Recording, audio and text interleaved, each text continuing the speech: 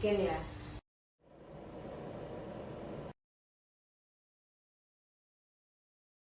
Assalamualaikum warahmatullahi wabarakatuh. Waalaikumsalam warahmatullahi wabarakatuh. Perkenalkan, kami mahasiswa dari Prodi Manajemen Usaha Universitas Ma'arifah Melati.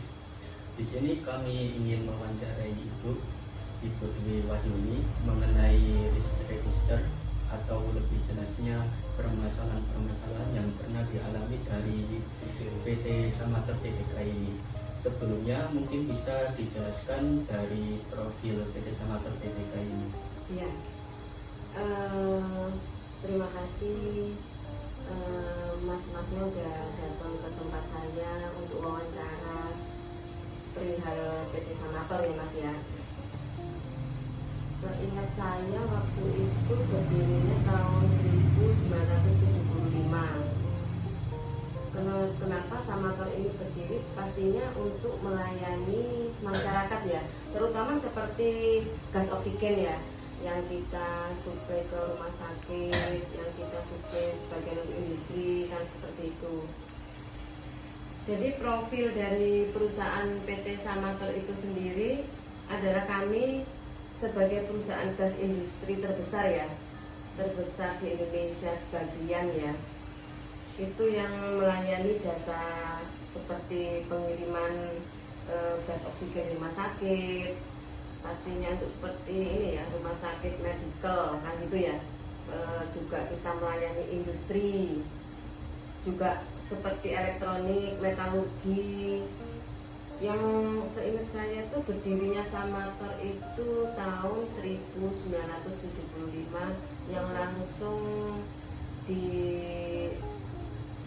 dipimpin oleh almarhum Bapak Arif Harsono. Beliau sudah meninggal. Kemudian salah satunya juga kami perusahaan PT Samator Gas itu berkomitmen untuk melakukan riset pengembangan, mempromosikan perkembangan kan gitu ya, pendidikan, ilmu pengetahuan dan teknologi. Sejarah Samator itu sendiri, pembangunan pabrik asetilin pertama kali itu berdirinya Samator itu pertama kali alamatnya di sini mas, Samator Mbambe, Jalan Raya Industri kilometer 19 Wiriorejo yang Gresik. Pertama kali ya, itu berdirinya itu pabrik asetilin. Kemudian lambat laun berkembang dengan banyaknya teknologi, tetap masih di bawah naungan waktu itu Bapak Arif Harsono, tetapi sekarang dipimpin langsung oleh putrinya Bapak Rahmat Harsono beserta tim sampai dengan hari ini. Grup Samator itu juga usahanya sebagai properti dengan segmen utama yaitu melayani kebutuhan internal seperti pembangunan pabrik, kan gitu ya, pengisian gas industri, filling station, juga kita melayani rumah sakit ya. Itu banyak masyarakat, rumah sakit industri yang kita layani. Dari situ ada pertanyaan lagi? Ya. Yang kedua untuk Ibu, apakah perusahaan ini memiliki SOP K3, Bu? Iya, pastinya kita perusahaan gas itu pasti dan wajib harus menggunakan K3. Itu ada di tempatnya kami. Untuk pertanyaan yang selanjutnya, untuk penerapan K3 sendiri di PT ini bagaimana, Bu? Apakah sudah sesuai dari prosedurnya perusahaan? Iya, pastinya sudah sesuai. K3 itu kita jalankan mas, karena itu sudah masuk di ini ya, SOP-nya kementerian ya, kan ada ya, kayak gas itu standarnya harus seperti apa kan gitu ya. Misalnya untuk perusahaan di bidang food, makanan, SOP-nya juga harus dijalankan sama dengan di tempatnya Samator sendiri. SOP-nya jalan, K3-nya jalan. Kemudian selanjutnya mengenai kecelakaan kerja. Contoh kecelakaan kerja di PT Samator Gas Tbk ini seperti apa? Contohnya itu misalnya gini, pada saat kita pengisian botol entah itu botol oksigen, entah itu botol argon atau asetilin, hidrogen ya. Kalau misalnya contoh nih, kalau botol hidrogen atau asetilin itu kan flammable ya. Itu jadi kalau untuk pengisian gas, dua jenis gas tersebut itu memang harus jalannya itu harus sesuai SOP. Jika kita tidak menjalankan SOP itu maka kita akan terkena dampak bahayanya loh ya. Bahayanya dengan dua jenis gas tersebut yang flammable itu bisa meledak. Contoh, kita pada saat pengisian botol asetilin atau hidrogen, SOP yang harus dijalankan adalah pengecekan terhadap botol.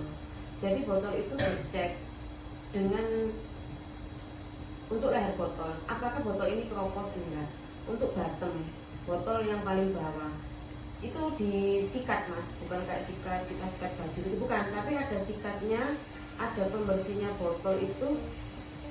Kalau misalnya botol itu sudah tipis, sudah tidak layak untuk diproduksi, jadi itu harus kita akhir, kita pinggirin ya, kita kasih polisline gitu.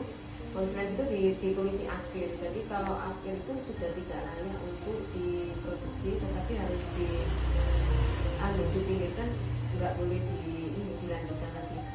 Karena kalau dilanjutkan bahayanya adalah pada saat pengisian, misalnya itu ada lehernya itu udah keropos atau valve-nya tidak standar, atau misalnya bottom, botol yang paling bawah itu ya, bottom botolnya itu udah keropos, itu nggak boleh, karena akan terjadi kan tekanan ya mas ya. Pengisian asetilin, pengisian hidrogen itu ada tekanannya.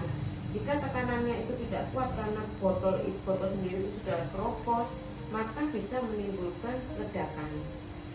Nah, ledakan itu terjadi dalam satu botol yang akhir, bisa merembet ke botol-botol lain, karena dalam suatu produksi asetilin atau produksi hidrogen dan botol lainnya itu satu rak.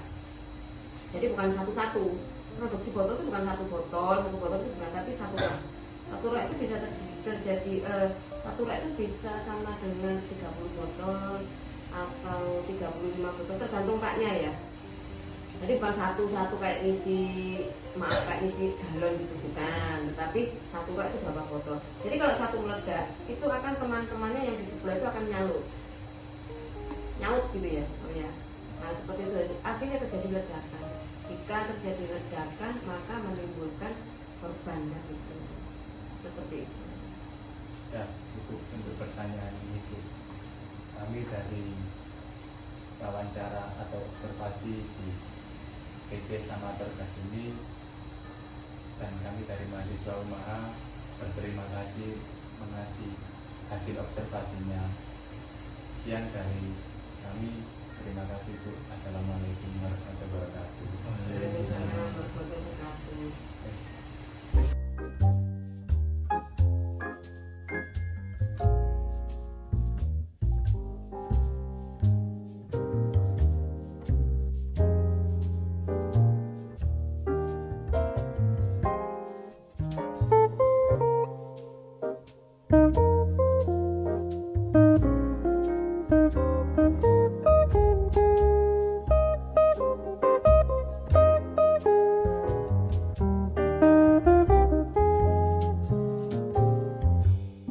Thank you.